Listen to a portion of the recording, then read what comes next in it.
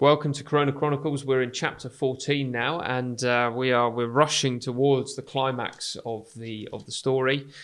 We called this whole series "Crown of Thorns" because Jesus is approaching the cross to wear his crown of thorns, and we're really coming up to that now. So, chapter 14. But as we go, we're still seeing these incredible stories.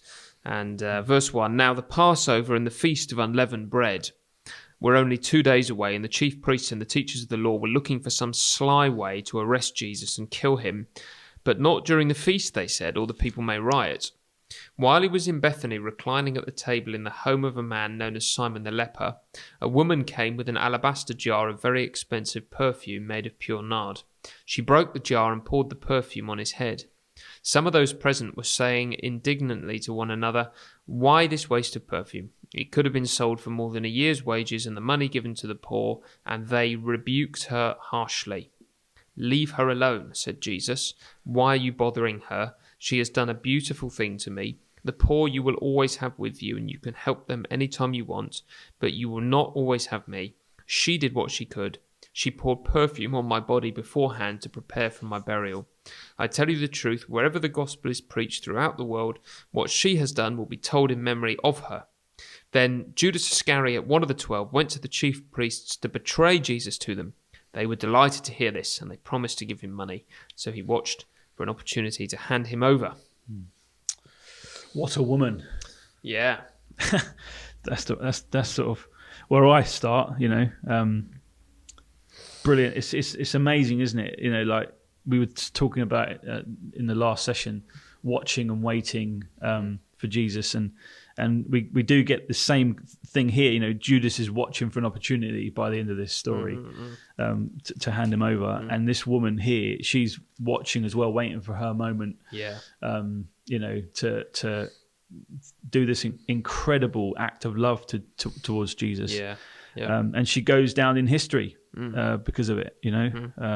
That's just incredible. Really helpful, isn't it? Yeah. And we are fulfilling Jesus's words by talking about her. Absolutely. That's what he said. The poor we will always have with us, and we do. And this story is told, and it is. It's remarkable, isn't it? What a statement that is. I mean, that's the. We've said stuff like it's an un-Jesus thing to say, isn't it? Like if you think about how the world sort of sees Jesus, meek and mild, and and gentle, like he is all those things. But he's not just about social action, or he's some of the things he says are incredibly, could be seen as incredibly arrogant. If he's not God in the flesh, then this is terrible thing to say. Isn't it? And the critics are right. That was a waste. But it wasn't. And as you said, there is a very great link, isn't there, between what we've seen in chapter 13. There's the religious leaders and Judas who are watching for an opportunity to kill. And there's a lady who's watching for an opportunity to serve. Yeah. There's the religious leaders and Judas who are ready. They're in a state of readiness to trap him. And there's a woman who is ready to show devotion to him. Yeah. And that's the wonderful thing, isn't it? She doesn't say, "Oh, I'll do it tomorrow," or "I'll show my love for him another day." Her readiness is seen in that she does it today. She makes the most of the opportunity. And it is a lavish display, isn't it? Simon the leper, Jesus is in that house, which says something about who he's associating with. This woman is coming.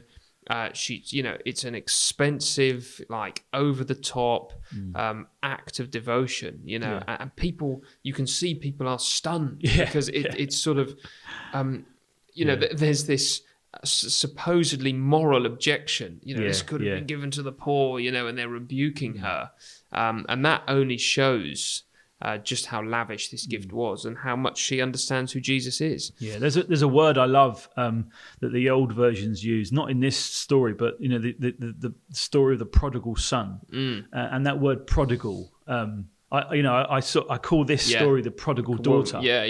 Because prodigal just means lavish, means an insane wasteful kind of lavishness, but she does it here, and it's not wasteful at all. It's not. No, it's absolutely bang. It's bang on. The perfect thing to do. It does. It fits the preciousness of the person, doesn't it? Jesus doesn't despise the poor. He is in the house of a poor person, of a restored poor person, but he still says, look, what she has done is the best thing. She's anointed me in preparation for my burial. So this will go down. This will go down in history. Do not despise her. And I love how he sort of dispatches with their kind of fake righteousness as well, doesn't he? He said, look, the poor you always have with you. You can help the poor anytime you like. And I just think, that's exactly what they needed to hear, wasn't it? Don't start with your excuses now. You can help them anytime you like, and it's true.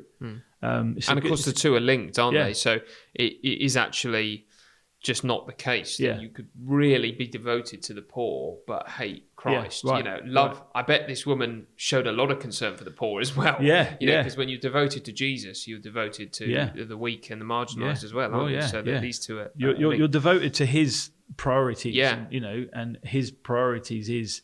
It is all wrapped up in the burial. That's the amazing thing. That's an amazing thing, isn't it? And it just does give her, she knew more than perhaps she was letting on. She's kind of anticipating that Christ is going to suffer and die, which is what he's been saying. And so she's thinking, this may be my last moment to kind of prepare him for what he's come to do. And so she does show a remarkable insight, isn't it? And Judas, considering he's been with Jesus for so long, seems just plainly not to have grasped this. And it does display a remarkable, simple faith in Jesus, isn't it? Because he has talked about dying, and he has talked about rising again, and she's just taking his words and responding. She there's no sort of big debate in her mind. There's no like, what do you really mean by that? She's just like, yep, he's going to die.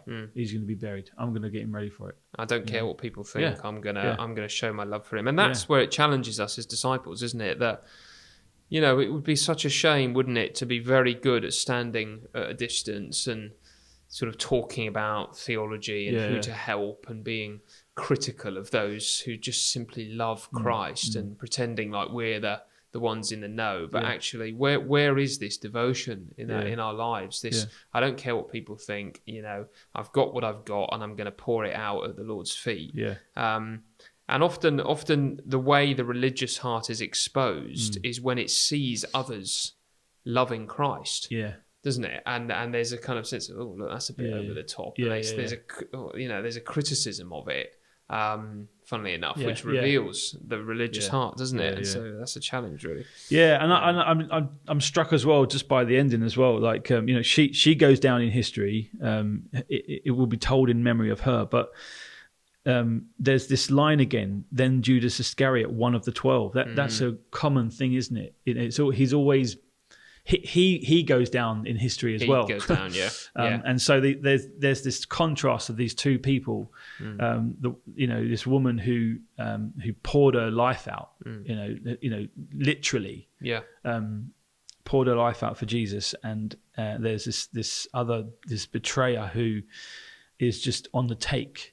And is looking for an opportunity to betray Jesus and get money for it, not give money away to his cause, but and they're both remembered, but for vastly different attitudes. And what will we be remembered for? I guess, isn't it? With our lives and with the resources God gave us, what will we be remembered for?